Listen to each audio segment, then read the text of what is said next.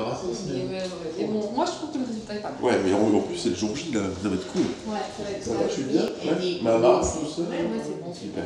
Allez. Bah, allez, c'est parti.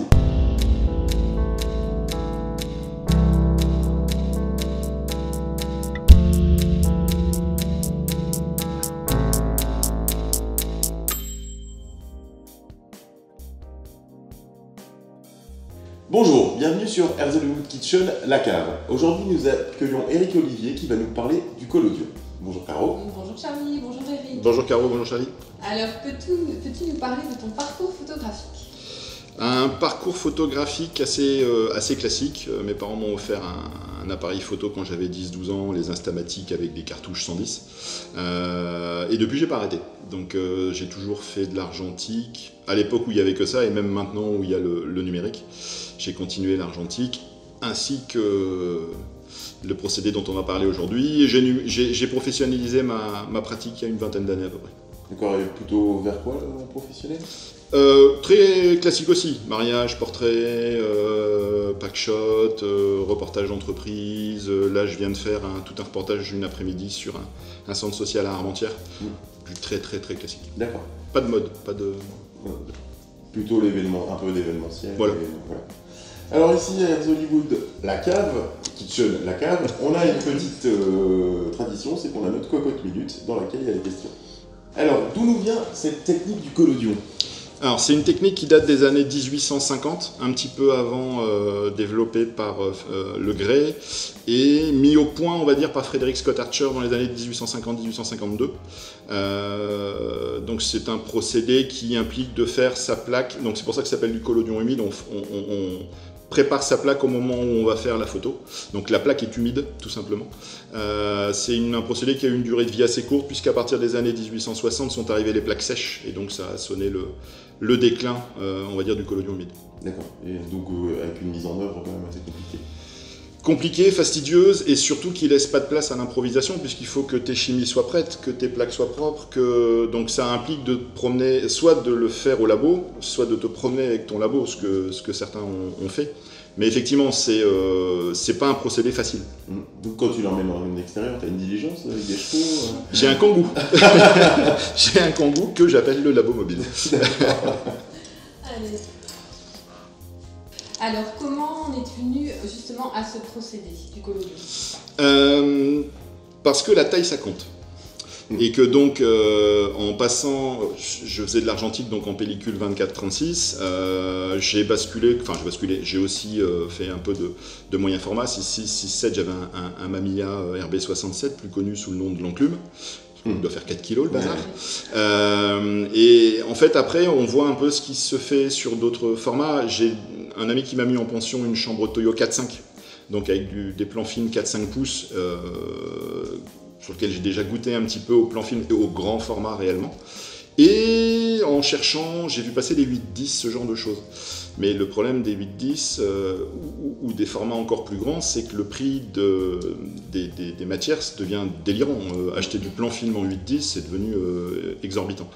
Et un ami, Nicolas Devine, m'a parlé du collodion humide. J'en avais jamais entendu parler du tout. Et il m'a expliqué rapidement ce que c'était.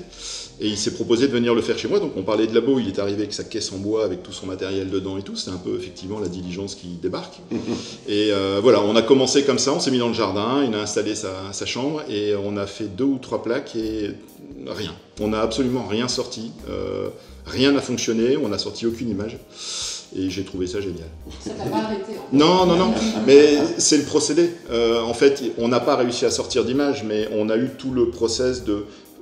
Il m'a expliqué comment on coule la plaque, comment on la révèle, et tout ça. Et c'est vrai que du coup, ça prend une autre ampleur que de juste faire une photo. Ça prend complètement une autre dimension. Ouais. Donc il faut être un peu chimiste. Chimiste, un peu tordu parce que franchement, c'est vraiment la théorie de l'emmerdement maximal. Il y a des centaines de façons de faire des images sans tous ces emmerdements, ça faut être clair, parce qu'il y a toute la préparation, mais il y a aussi tous les défauts qui peuvent arriver au moment de la fabrication de la plaque ou de la révélation. Donc ouais, il faut être un peu chimiste, il n'y a pas besoin d'avoir des grandes connaissances, il faut juste savoir quelques notions, et surtout des notions de sécurité, parce qu'on utilise aussi parfois quelques produits qui ne sont pas super bons pour la santé. Ok. Prochaine question. Alors quels sont les avantages, voire les inconvénients de cette technique ? Commençons par les avantages. Avantage, c'est justement d'utiliser des chambres, souvent grand format. Il y a des collodionistes qui... Oui, il y a un mot qui s'appelle collodioniste, qui est pratiquant du collodion, qui est un néologisme total, qui s'amusent à faire du collodion en sténopé, dans des boîtes de sardines, dans des lubitels, donc ils se sont amusés à aller en faire dans des petits formats. Mais grosso modo, en 90% des cas, on utilise plutôt 4-5, 5-7, 8-10, voire plus grand, donc des chambres grand format.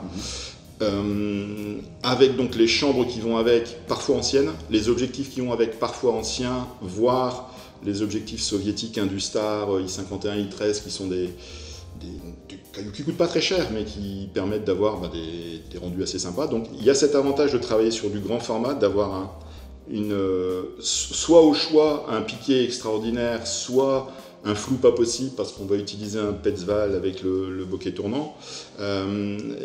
Il y a toute cette espèce de magie. Il y a en avantage aussi, il y a la magie de révéler la plaque devant. Alors quand on fait une nature morte, ça joue pas, mais quand on travaille avec un modèle, et qu'on révèle la plaque et que la plaque se révèle devant elle, même si intérieurement parfois on trouve qu'elle n'est pas terrible, la plaque, il y a une magie de la révélation qu'on retrouve un peu quand on fait du développement, enfin du tirage papier.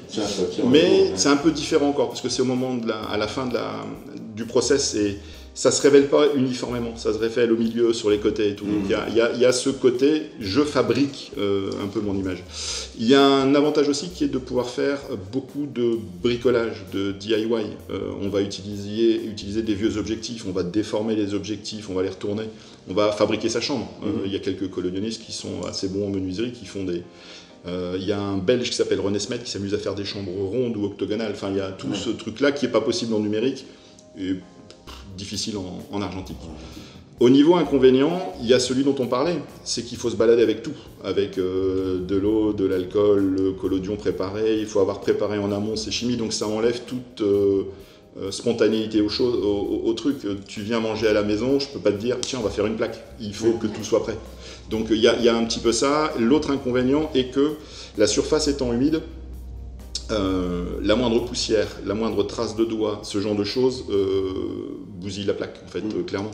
Sur le 8-10, les châssis Fidelity sont tellement souples que si tu mets ton pouce sur le volet au moment où tu vas la prendre, sur un papier photo, enfin sur un plan film, c'est pas grave. Sur de la plaque de collodion, tu vas coller l'émulsion et donc c'est un peu ce qui fait les avantages sont les inconvénients si tu maîtrises pas ton geste à ce niveau-là. Donc il faut être assez patient. Oui, ce qui est très étonnant, parce que moi je le suis absolument pas. Faire une plaque, ça prend 20 minutes à la louche.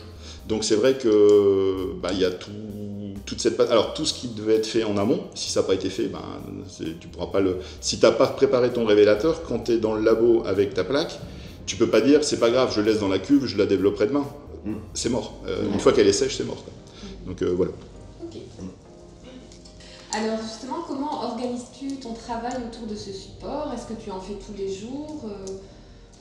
Alors non, tous les jours non, plutôt le week-end, plutôt en ayant au moins une demi-journée devant moi. On dit souvent quand on veut développer une pellicule en argentique normale, il faut quand même considérer qu'il faut avoir 1 heure devant soi pour pas la faire à l'arrache et avoir le temps de tout...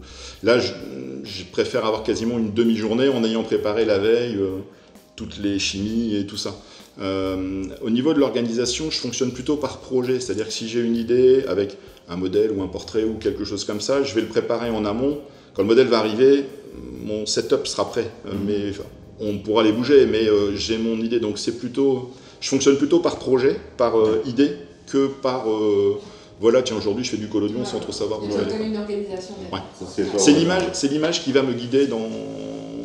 Enfin, c'est l'image que j'ai envie de faire qui va me guider dans mon organisation. Et donc, du coup, un peu sur le collodion, la sensibilité d'une plaque. On a coutume de dire entre 1 et 3 ASA. Oui, je suis parti des anciens qui disent encore ASA et pas ISO.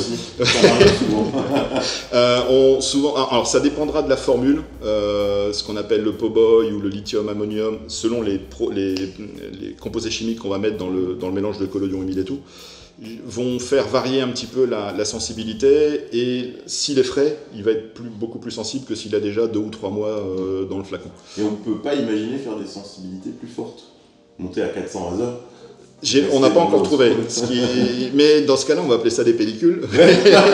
Mais non, pour l'instant, on n'a pas trouvé. Et c'est la formule qui est comme ça. C'est un mélange de collodion officinal qu'on trouve en pharmacie et de procédés comme soit des sels de potassium. Certains, on parlait de chimie tout à l'heure, certains utilisent notamment du cyanure ou ce genre de choses qui ont des avantages, mais enfin, moi je ne veux pas utiliser pour des questions de sécurité. Ouais.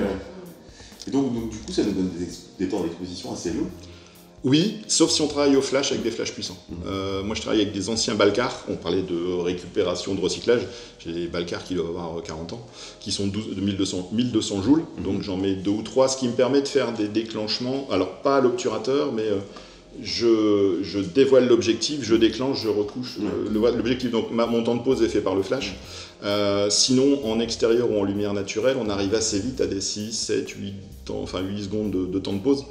Si c'est un modèle humain, ça peut être... voilà, il faut prévenir, il faut lui prévoir un cale-tête, il faut vraiment bien... Et puis il faut le prévenir, parce que les gens n'ont pas l'habitude. Donc je dévoile, la personne reste comme ça, et puis pour elle, c'est fini. Mais non, on est encore dans la photo. Donc ça génère des temps de pause assez longs, surtout sur les modèles humains. Allez, prochaine question. Dans quel cas tu choisis de travailler au collodion ? Alors, je vais faire le monomaniaque tout le temps. Maintenant, grosso modo, c'est tout le temps. Il faut reconnaître que depuis que j'ai découvert le collodion, je fais encore de l'argentique et je fais encore mes développements, mais j'ai quasiment plus fait aucun tirage.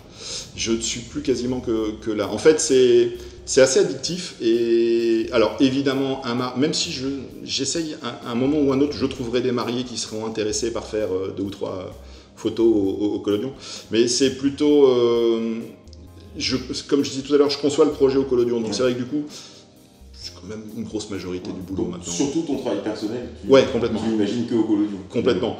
Je fais encore, comme je te disais, un peu de street photo en argentique ou ce genre de choses, mais c'est vrai que là, dès le moment où je me dis, tiens, je ferais bien un shooting avec tel modèle, dans tel cas de figure et tout, je le conçois maintenant quasiment tout le temps au collodion. C'est très addictif. Hein, c'est les vapeurs d'éther. Alors justement, as-tu des maîtres qui t'inspirent, ou anciens ou contemporains ? Presque contemporain plutôt, on va dire. Il y a des anciens, mais en fait, il y a une communauté de collodionistes qui est assez vivante. Je ne sais pas si j'utiliserai le terme de maître, mais on va dire des gens qui maîtrisent suffisamment le procédé pour sortir des plaques où on peut vraiment revenir en se disant c'est de l'art. Le mec a conçu sa plaque et l'a réalisée et il est arrivé à une œuvre d'art. On aime, on n'aime pas. Il y a Eric Antoine, qui n'est pas le comique, il déteste qu'on dise ça, mais qui est assez connu. Il y a Alex Timmermans, que j'apprécie beaucoup, qui a fait toute une série, un bouquin qui s'appelle Storytelling, où il fait des mises en scène un petit peu, parfois un peu onirique, parfois, et la réalisation est vraiment très très bien. Il y a Clément Marion qui vient de faire un bouquin qui a photographié des gens qui ont été gravement brûlés au collodion et dont les ventes du bouquin servent justement de support thérapeutique. Qui d'autre ? Denis Ziliotto, qui est un Italien qui fait beaucoup de carrés aussi, qui a une vision, qui fait des portraits très sympas. Il y a un Belge, puisqu'on y est, Patrick Van Den Branden, qui fait des portraits et qui a développé même plus loin encore les orotones, c'est-à-dire qu'il fait un développement avec un procédé derrière, avec du vernis doré. Donc oui, non, il y en a beaucoup. Il y en a beaucoup. Tu veux nous parler un peu de ta chambre là justement ? Mais c'est la petite dernière, je vais l'appeler Laurie, c'est une Lorillon. C'est un format 24-30, donc je pense qu'elle doit dater, je sais pas, début 20e. C'est pas non plus une antiquité. Donc bois et là je viens d'épurer un petit peu tout mon matériel pour travailler principalement avec celle-là. Donc format maxi 24-30 et je me suis fabriqué des réducteurs pour pouvoir travailler en 8-10, en format carré parce que j'avoue que j'aime beaucoup le format carré au collodion. Et j'ai fait quelques adaptateurs pour pouvoir mettre. Donc là, c'est un objectif Petzval Bure, et sinon les Industar dont je parlais tout à l'heure. Et celle-là, il va falloir que je fasse gaffe à ne pas lui mettre des traces de nitrate d'argent dessus. Oui, donc tu es vraiment parti pour faire ton travail perso au collodion. Comme tu dis, tu as vendu plein de choses pour travailler avec ça. Je dis pas que je reviendrai pas non plus sur d'autres trucs, d'autres procédés après, en argentique ou en papier, mais c'est vrai que là, depuis 4-5 ans, je suis quand même franchement branché. Quand tu travailles sur un projet, les gens connaissent cette technique ou souvent la découvrent ? Beaucoup la découvrent. Alors, ils la découvrent à moitié parce que je leur en ai parlé quand je les ai invités ou quand j'ai cherché mon modèle. Quand on leur parle de ça, ils ont l'image qu'on voit dans les films parfois, le gars qui sort son papier et qui le met dans le bain. Donc ils découvrent un autre truc en se disant tiens, c'est encore différent parce que on fait le setup, on met le modèle en place, on l'installe et normalement on déclenche à ce moment-là. Sauf que là on se dit stop, maintenant je vais aller préparer la plaque. Donc déjà il y a une rupture par rapport à ce qu'ils peuvent avoir connu. Mais non, généralement ils découvrent quand même pas mal. Et ils ne sont pas déstabilisés justement avec ce fait qu'il y a toute cette préparation, parce qu'on avait même l'habitude maintenant, je fais une photo de toi, regarde, c'est beau. Bah c'est ça, mais toi je sais pas si ça t'arrive, mais moi il y a des fois je shoot en argentique et je regarde le dos de mon boîtier, par habitude. Non, je suis con, c'est une pellicule.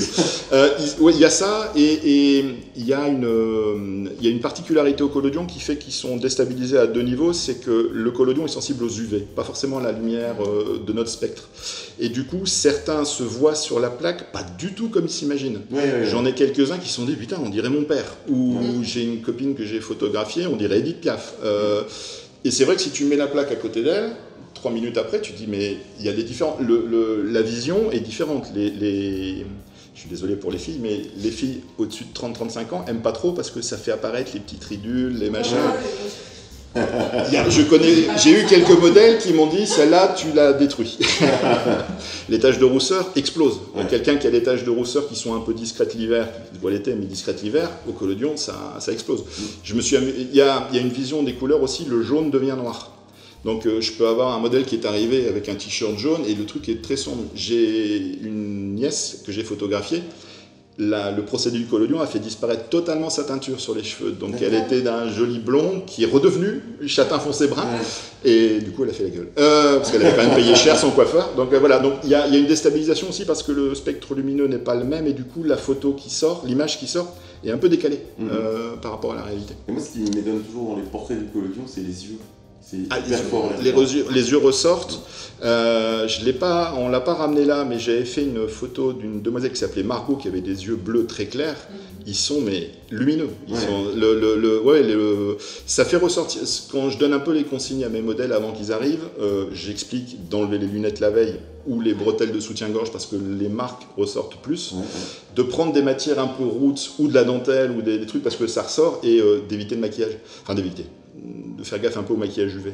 Mais dès le moment où ce sont des modèles avec des yeux bleus, verts, ce genre de choses, ils sont étonnés de voir leur regard alors qu'ils ne l'ont pas du tout.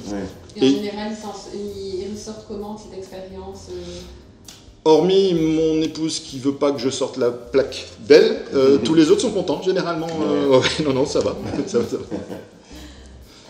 Alors justement, as-tu des anecdotes par rapport à toutes ces expériences que tu fais Anecdote, c'est peut-être un bien grand mot. C'est surtout, en fait, les anecdotes là-dedans, c'est souvent les galères. J'ai souvenir d'avoir photographié Noéline avec un labo, bricolé là où il y avait la machine à laver, ce genre de choses, et en sortant la plaque tombe. Donc je la rattrape et tout, et en fait, au final, la plaque est pas mal. Il y a un énorme râpé sur le côté, mais la plaque est pas mal. Ça va plutôt être des loupés, le flash s'est pas déclenché, ou il n'y a que la rim light qui s'est déclenché. Et du coup, on a un rendu qui est un petit peu différent. Enfin, qui est différent. On a généré une ombre ou un retour de lumière, ou une poussière est tombée pile sur le nez ou pile dans l'œil, ce genre de choses. Donc c'est plutôt effectivement ce genre de choses qui sont en fait un peu des galères qu'on arrive à exploiter ou pas. Donc du coup, est-ce que tu peux nous dire s'il existe des groupes sur Internet qui parlent de ce principe et du principe du collodion? Et est-ce que le collodion, les gens se gardent leurs petits secrets ou alors les partagent facilement justement dans des groupes Non, ils partagent facilement. On a une communauté très, on va dire, très bienveillante. Il y a, je vais dire des stars, entre guillemets, des gens qui en vivent ou qui exposent, d'autres comme moi qui sont à un niveau beaucoup plus bas et d'autres qui débutent. Et c'est vrai que les échanges de conseils, de formules se passent très facilement, y compris avec des gens, dont, comme je parlais tout à l'heure, d'Alex Timmermans ou de Chen Balkovich aux États-Unis, qui vont répondre très spontanément aux questions sur tiens, quelle formule tu as utilisée, quelle optique, ce genre de choses. Il y a en plus une particularité dans le collodion, c'est que souvent quand tu montres une image sur un groupe Facebook, tu as tendance à dire c'est un 24-30 que j'ai fait au Petzval avec telle formule, j'ai fait un temps de pause de 3 secondes, machin. On a tendance à donner les exifs, les exifs numériques. Voilà. Donc, et du coup, ça donne déjà des pistes d'infos. Il y a donc quelques groupes comme le groupe Collodion France qui a l'avantage d'être francophone. Collodion Bastard, il y en a quand même quelques-uns. Et surtout, pour celui qui voudrait démarrer, il y a la possibilité de faire des stages, ce qu'on a toujours tendance à conseiller, parce qu'il y a tellement de possibilités de se planter et de gaspiller de l'argent, que aller passer 2 jours avec quelqu'un qui va expliquer les bases, qui va montrer comment on coule une plaque, comment on développe, quelle chimie pour quel procédé, c'est généralement un très très bon investissement. Et serais-tu éventuellement intéressé d'organiser ici à Air Hollywood Kitchen un workshop sur le collodion? Mais avec plaisir, je m'occupe du matériel et vous occupez du modèle et des chouquettes. Et des chouquettes et du café. Comme ça, non, on fera un barbecue. On fera un barbecue. Avec plaisir. Super. Merci beaucoup Eric pour ces conseils sur le collodion. Je pense que tu auras donné envie à beaucoup de gens de tester cette technique. À moi en premier. Merci à vous pour votre accueil. Merci aussi à toi. Donc voilà, on vous tiendra très vite au courant du workshop qu'on va organiser avec Eric. N'hésitez pas à vous abonner à notre chaîne YouTube. Laissez un petit pouce. Au revoir et à bientôt. À bientôt. À bientôt, au revoir.